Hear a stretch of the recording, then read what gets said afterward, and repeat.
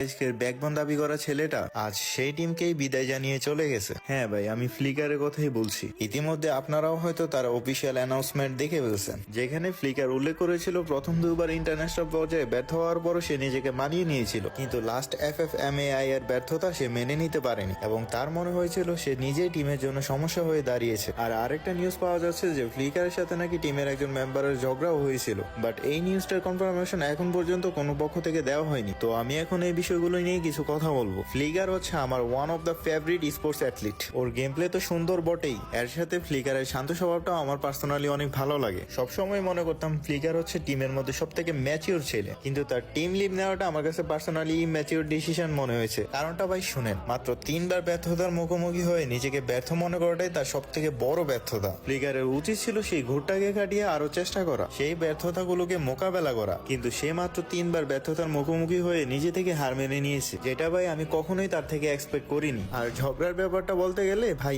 একসাথে থাকলে ঝগড়াটা হবেই, আজ না হয় কাল এই ঝগড়াটা টিমের মধ্যে হতোই, কিন্তু এর সমাধান কখনোই টিম লিভ নেওয়া হতে পারে না। নিজে থেকে চাইলে ঝগড়াটা 2 দিন পর সমাধান হয়েই যেত। যাই হোক, আমি এগুলো সম্পূর্ণ নিজের পার্সোনাল অপিনিয়ন দিয়েছি। ফ্লিকারকে কোনো রকম হিট দেওয়ার কোনো উদ্দেশ্য নাই। সে এখন অফিসিয়ালি বাংলাদেশ টপ 1 টিমে যুক্ত হয়েছে, যে টিমটাও বাংলাদেশের one of the greatest team. আশা করি সেখান থেকেও সে আমাদের ভালো কিছু উপহার দিবে। অন্যদিকে রেড হক্সের কথা বলতে গেলে আমাদের সবার প্রিয় ছোট ভাই মাহিদুল তো আছেই, অর্থাৎ আমি ব্লেডের কথা বলছি। এই ছোট্ট ছেলেটা যতদিন পর্যন্ত রেড হক্সে আছে এই টিম কখনোই ডিসব্যান্ড হবে না। সেও আমাদের বাংলাদেশের একজন ই স্পোর্টস ওয়ারিয়র। আপনি একবার চিন্তা করে দেখেন, এই ছেলেটা 3বার ব্যর্থ হওয়ার পরও এখনো টিমের জন্য এক পায়ে দাঁড়িয়ে আছে। ব্যর্থতার শিকার তো পুরো টিম হয়েছিল, কিন্তু সব থেকে বেশি প্রেসার পড়েছিল আমাদের ব্লেডের উপর, কারণ সে ছিল আমাদের রেড হক্সের IGL। প্রত্যেকবার তো সবাই মিলে তাকে হেটই দিয়েছিলেন, একবারও কেউ জিজ্ঞেস করেছিলেন ছোট ভাই তুই ঠিক আছিস কিনা? টিমের সব থেকে ইয়াং ছেলেটার উপরই সব থেকে বেশি প্রেসার পড়েছিল, কিন্তু তারপরে সে এখন পর্যন্ত টিমের জন্য শিল হয়ে দাঁড়িয়ে আছে। সে কি আপনাদের রেসপেক্ট ডিজার্ভ করে না?